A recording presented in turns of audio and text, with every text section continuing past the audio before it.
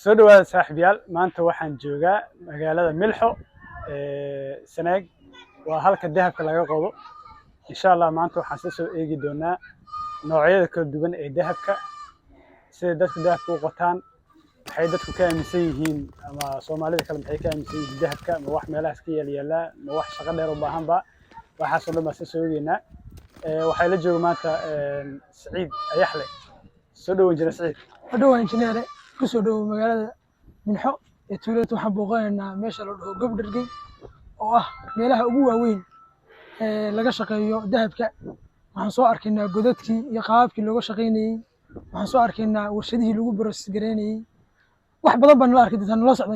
insha Allah soo socono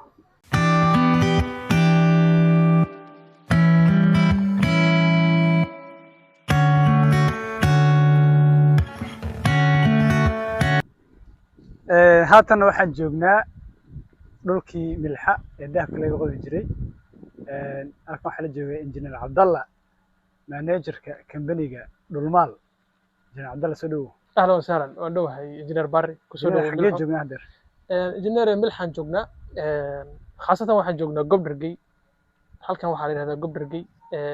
Milxo waxay u samaysan tahay eriyooyin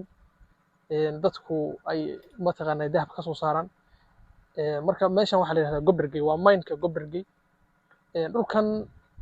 waxa weeye waa dhulkii ugu badnaa dahabka ugu badnaa laga soo saaray Milxo waxa weeye wuxuu qoditaankiisa waxa laga soo bilaabay surface-ka kore ogada sare laga soo bilaabay marka waxaad arki kartaa in cagaf mataqaanaa hadda lagu jabiyey dhulka intiisa faraha badneedna gacan baa lagu qoday cagaf baa lagu gaabiyey iyo mashiinno culus oo la adeegsaday kabacdina hadda anagu ogadaanu taaganahay haddii loo dhawaado waxaa la arki karaa in godadku ay weli hoos usii qodan yihiin marka godadka muuqda hoos waxay u qodan yihiin ugu yaraan 40 ilaa iyo 50 mitir markooda hore iyagoo kor looga soo dhaqaajiyay ilaa 20 ilaa 25 mitir ilaa 30 mitir waxaanan ka yaran marka halka shaqo badan baa ka dhacday godka hadda saa u weyn muxuu yahay godkan sidan u weyn dabcan waxaa lagu qoday juhdigii dadku ay bixinayeen iyo dahabka ceyrsigii la ceyrsanayay baa wuxuu la gaaray dhulka intaa sida loo furo markii dhulku la bilaabayo dadku si random ah ama cashwaa'i ah bay u qodqodeenoo godad kala duwan oo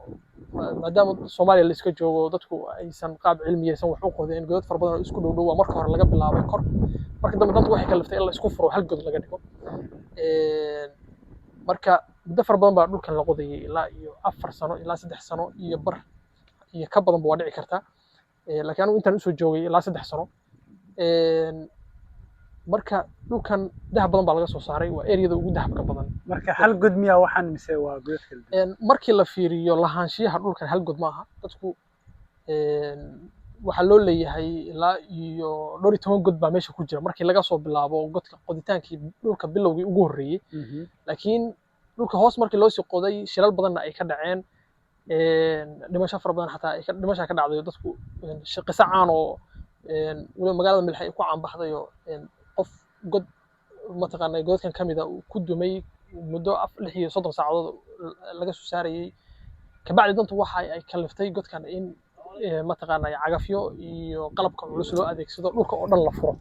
dhulka oo dhan la baneeyo marka hal god baa markii dambe laga dhigay laakiin dadku sidii wali u kala lahaayeen bay u kala leeyihiin kala lahaanshiyo dadku wali sidii bay ugu kala mataqaanaa nin walba buqcadiisa iyo dhulkiisa waa ka yaqaan marka xagga dahabka badnaanshihiisa ama concentrationkiisa halkan qiyaastaada maxay wallahi horta dahabku qaabku u shaqeeyo ama qaabku u jiro naturally waxa weeyaan marna sidii loo qodayo natiijo keenaya oo dahab badan baa ka soo baxaya marna wuu yaraanaya oo dahab la'aan baa soo baxaysa laakiin marka laga soo qaado markii godka la qodayo uu dahab leeyahay dhulkan dahab fara badan baa ka soo baxay godadka qaarkood waxaa la oran karaa tankii ilaa iyo 150 ilaa iyo 200 waxaan dhameen tankii baa ka soo baxay 150 gram baan ka hadlaya tankii waa tan soo garamayso marka waa aad u sarreeya waa high concentration weeyaan dhulkan dhulka ugu badan dahabka ugu badan Milxo laga record gareeyay weeyaan marka saydiya kale to baa jira iyo maynan kale to oo la qoday magacyo kale leh xeeraa jirta boodaa jirta suudaantaa jirta golbo waxaa jirta laakiin kulligood waxaa ka dahab badnayd intii mataqaanaa taariikhdii godka dahabka la qodayay gobrigi gabdhagi ha jira aad baa umahadsan tahay aad badan markan waxaan wada joognaa engineer weyn geologist engineer maxamed MJ Engineer soo dhaweynaa gobdhargi aana joognaa godadkan sida noo muuqato halkan waxaa nooga muuqda godkaas insha allah waa geli doonaa qaabka godadka ay yihiin waxaa noo sharaxi doonaa engineer maxamed Engineer soo dhawo horta milxa ku soo dhawo ku soo dhaweynaynaa milxaynu joognaa waxaynu ka joognaa meesha loo yaqaano gobdhargi oo meelaha ugu dahabka badan ee deegaanka dahabka ugu badan laga helay haddana waa aragtaa shaqadii baa ka socota godadku sidoo kale waa aragtaa waxaan godadka markii la helayay dee sarfey iyo cid baa nidaamyada laguma helin dadku waxay ka soo bilaabeen saacad iyo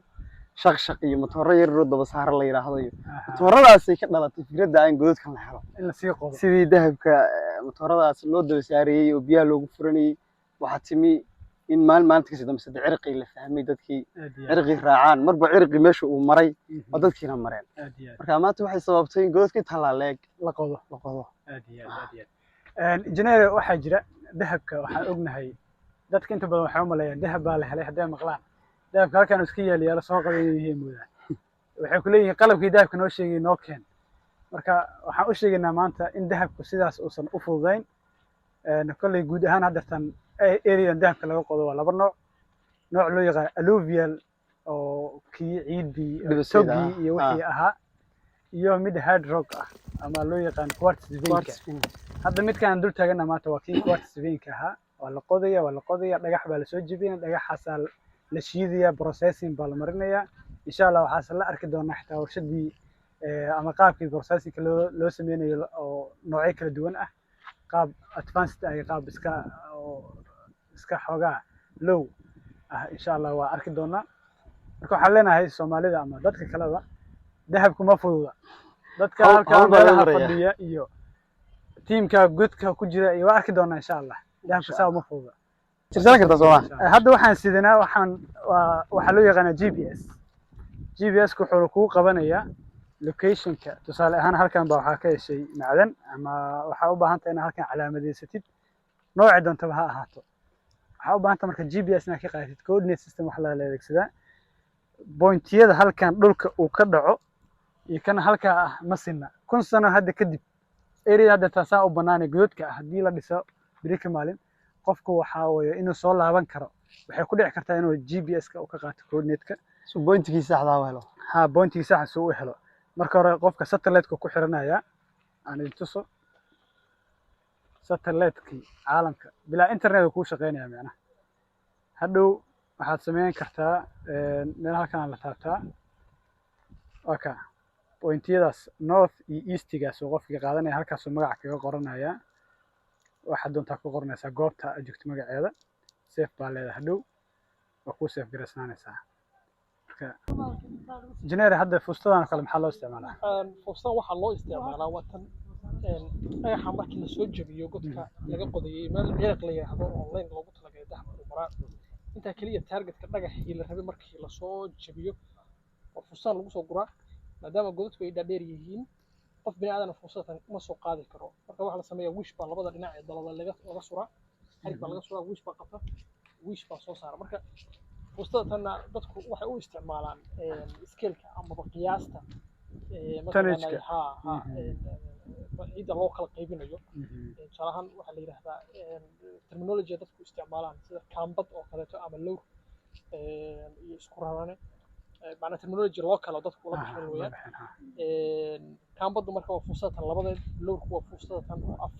afar fuusto isku rarane marka la yidhahdo waa 8 fuusto marka tanka maxay noqon kartaa qiyaastii haddii aanu qiyaasno sida caadiga ah fuustadan oo 2 ah baa tan iyo bar ilaa iyo 2 tan u dhadhawaanaysa adu tan iyo bar rafli way iska noqonaysaa fuustadan barkeed fuustadan oo 2 ah marka tii haday aan sheegaynay 100 gram iyo 150 gram marka waa fuustadan labadeed oo kale fuustadan labadeed oo kale toona waxa ka soo baxaya 100 gram 150 gram fuustadan afarteed oo kale to waxa ka soo baxay 300 ilaa 400 waxay ahayn xaalado khaas oo halkan dadku mataqaanaa caalamka sideeda markii la xisaabinayo mining lagu jiro waxaa lagu xisaabtamaa gram beer tan gram beerta yes ha 1 gram ha haddii tankii 1 gram laga heli karo ama 2 gram laga heli karo shirkadaas aad bay u najaxaysaa adiga hadda waxaa ka sheekeynaysaa boqol baa ka sheekeynaysaa marka waa xaalada gooniya oo waa xaalada khaas ah oo halkan aan ku aragnay species way dhacday deegaanka khaas ma sha Allah ma sha Allah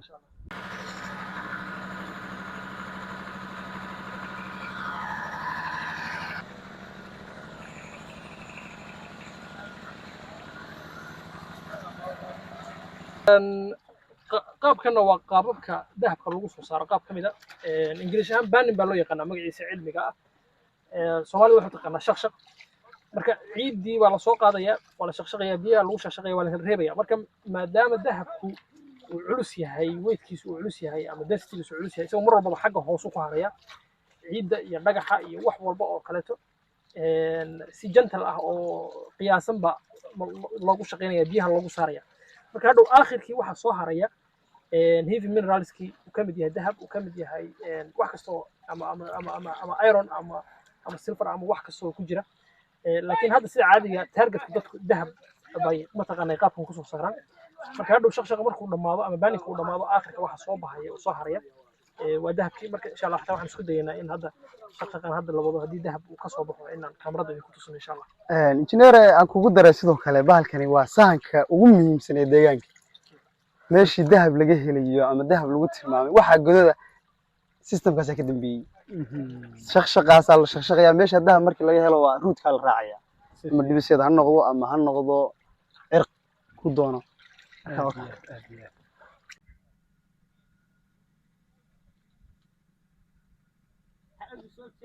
dahabkii toos u noqdo markan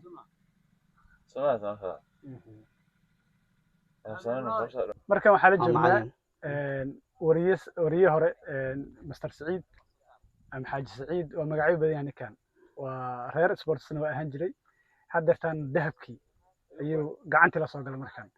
xaaji waxna warantaa waxaan joognaa hadda milxo gaar ahaan gobdharge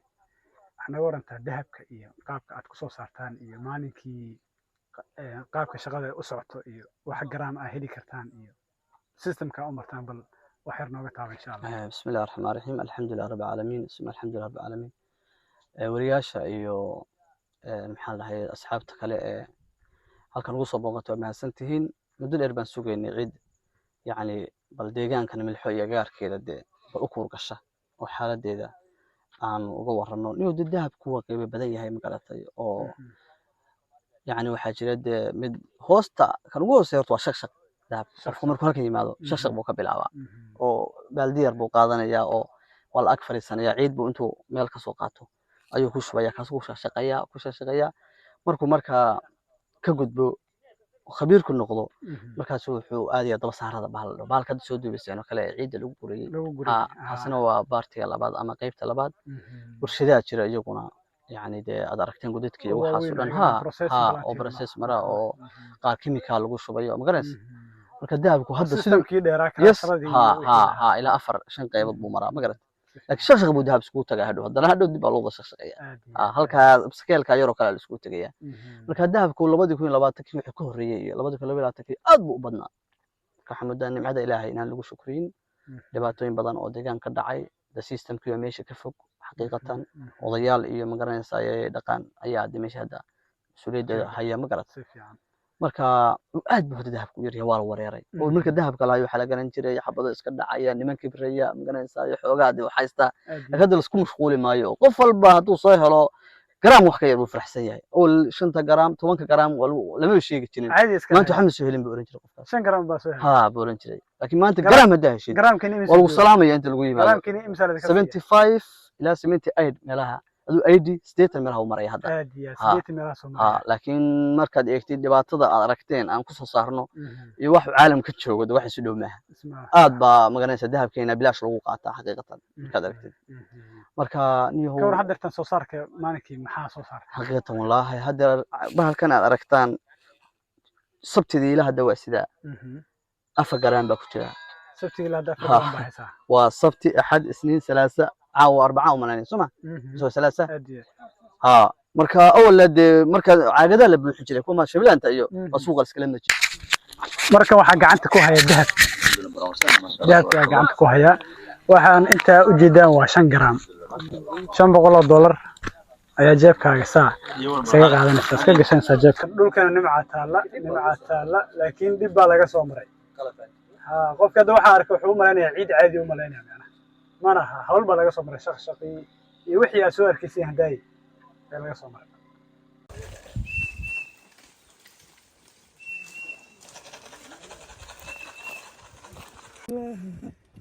soo dhawaada saaxiibayaal waa maantii maalin kale waxaan wada soconaa injineer Cabdalla injineer Ayaxle injineer Daawud waa dhamaan waa geologistayaal from Sudan from Almas University jaamacadii Soomaaliyeed maanta waxaan ka bixi doonaa insha Allah buurtan inaga dambaysa injineer halkan waxa lagu magacaabaa soo dhawaada halkan waxaa lagu magacaabaa Golbog halkan dadku Soomaalida aad waxay u garanayaan Calmadow Sanaag meeshan waa Calmadow buurtaas waa Calmadow eriyada Bilxo marka halkan laga fuuraa ilaa buurta la kabiya leedahay hadda tan gadaasheeda buur kale ka sii dheer baa ma taqaanaa si ah insha Allah marka halkan lagu ka bilaabeynaa masaafo dheer aan sugaysaa masaafo dheer soo dheer baan sugay insha Allah Allah noo fududeeyo rajinayna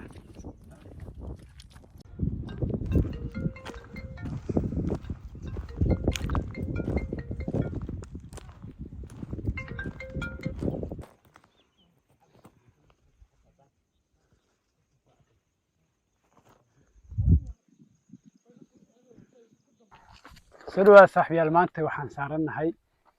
buurihii caalamiga loo yaqaanay ee Sanaag eriyada dahabka laga qabto cabaar baan soo kornay meesha ugu dambeyn waa soo gaarnay waxaan naga muuqdaa dhid halkan shaahini isaga cabinaa insha Allah field trip geology markaa ku jirtid ama safar geology markaa ku jirtid qofka waxa la rabaa boorsadiisa biyihiisa ubadiisa shaaha inuu iska wato tarmuuskiisa bakeriyan iska gaaban ya ma garatay marka shaahan ku cabina wax isaga soo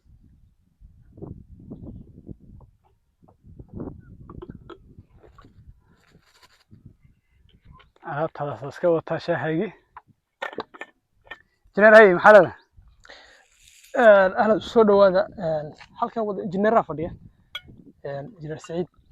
Xaaji injineer Barri injineer Daawud anigoo injineer Cabdalla soo dhawaada qaba midig ka bilo midigta laga bilaabo ahlan waxaan joognaa Milxo waxaan joognaa Cashi Madoobeed qayb kamid ah aanu saaranahay waliba area loo yaqaan Golbogox marka field trip baan u soo baxnay dhulkan dhul dahab laga qoday weeye 2022 bilowgiisii dhul dahab qodidiisa la bilaabay oo ilaa hadda dahab laga soo saaray weeye laakiin dahab kamidii ugu badnaa 2022 bilowgiisii 3 bilood 4 bilood ugu horeysay waa laga soo saaray dadka shacabka ay ka soo saareen inta badan milxo mining ka jira waa qaab artisanal waa iska mining shacbi ah oo dadku ay iyagu iskood u qataan wax company ama jiraan wax qaab ma taqaanay la daraasay ama qaab cilmiyeysan wax u qodaa ma jiraan marka meeshana waxa lagu soo helay qaabkaas dad ehel ah oo dadka deegaanka ah soo helay deegaan qotay inta badan dahabkan kala baxay kambiyaashii mulxayimina waxay ku caawin kareen way ku caawiyeen dadkaas laakiin xoog iyo tacabkayga lahaa oo halkan dahab kala baxay iyagana intifaacsada inta badan marka wali dhulkan dahab far badan baa ku jira dhulkan lama dhameyn karo awoodaha Ilaahay buu ka mid yahay cid dhameyn karta oo gacan iyo bir ku dhameyn karta ma jirto dahab badan oo ku haray insha Allah taala cirqiyo waaweyn waa leeyahay marka maanta iyo maamaha kan injineer Barri wuxuu noo ahaa marti isaga soo dhaweynay injineer Saciid iyo injineer Daawud iyagu waa joogaan insha Allah taala iyagana waa la hadli doonaa hadii Ilaahay soo dhawaada mar kale Daawud maxaa kala ما شاء الله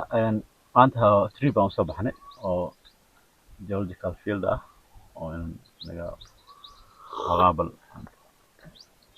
arqiyada joognaa meeshii kow laga bilaabay meesha qalbo wax la yiraahdo aan joognaa hadda marka arqiyada bilowgoodu waaye marka xagaan bay u socdaan marka meesha laga shaqeeyo fieldigan hore waaye marka alxamdulillah marka hadda maanta fieldigaasaan soo baxnay injineer siciidan oo jooga oo khabiir isna geologist ah oo ka soo baxay jaamacadda almaas ee muqdisho. bismillahi raxmaani raxiim. waa soo dhawaada injineer. meeshan waxaa la dhahaa golbabax. waa meelo ka mid a meelaha laga shaqeeyay dahabka. meelihii kale tani waxay kaga duwan tahay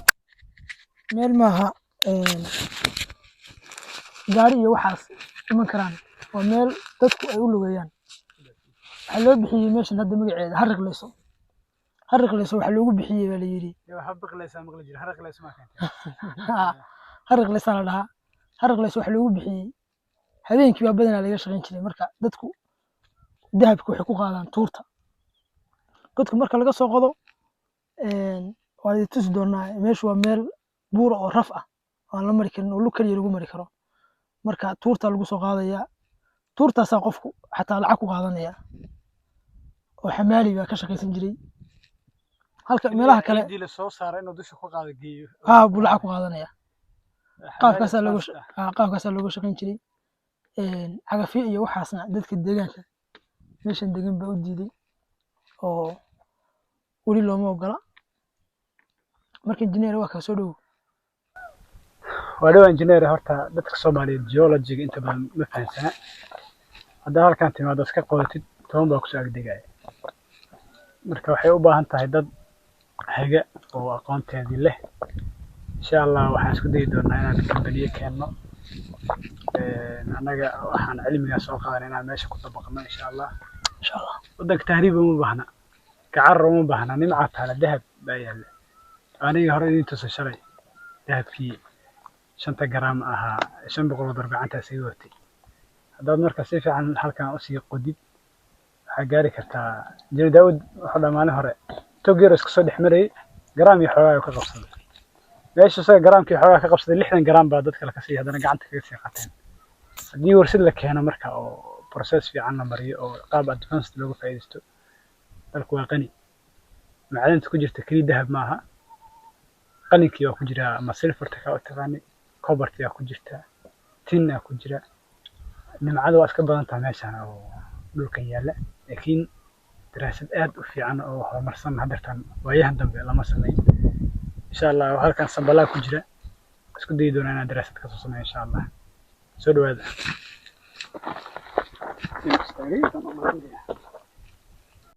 field trip oo shaahaga aawatid wax ka macaan ma laha.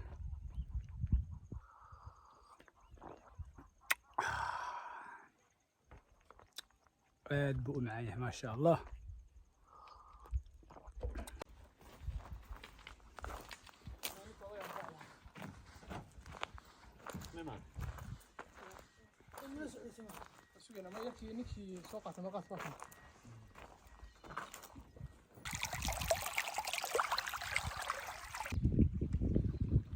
السلام عليكم ورحمة الله وبركاته. haddaan idinka warbixiyo maanta shaqadaan qabanay 6 aroorniyoon magaalada ka dhaqaaqnay. waxaanu aadnay meel la dhaho Golbabax ama Harqleyso meesha lagu magacaabo. insha Allah video waa ka arki doontaan. waa ka soo laabanay. waxaanu u baxnay meel la dhaho xasowga dhinaciisa waxa ku taala meelo meynin ah oo maalmo dhow laga shaqeeyo oo kobar ah. meyninadii waan soo marnay, haddana xasowga waan soo marnay oo waxaan soo aragnay cirqiyadii bagmateedkii oo dhex maraya gaarneedkii. hadda waa 11 iyo barkii. meeshan nimcooyinka Ilaahay siiyey biyahaas ka dhex marayo. mar allaale markaad iska soo daashid halkaas ku meeranaysaa adigoo refresh magaalada ku noqonaysa. saaxiib yaal waa isaanay. markaan tripkeedii waa soo gabagabeysanay. saaka 6 aroornimo ayaan baxnay. buurahaana dheeraan tagnay. wax badan isku dabareeg dheer dhagaxaan aan soo urursanay. fursadaan ay ku jiraan sambalis. marka waa soo gabagabeynay. waanaga iskala dhaqanayna biyaha iskala dhaqanayna. nabadey.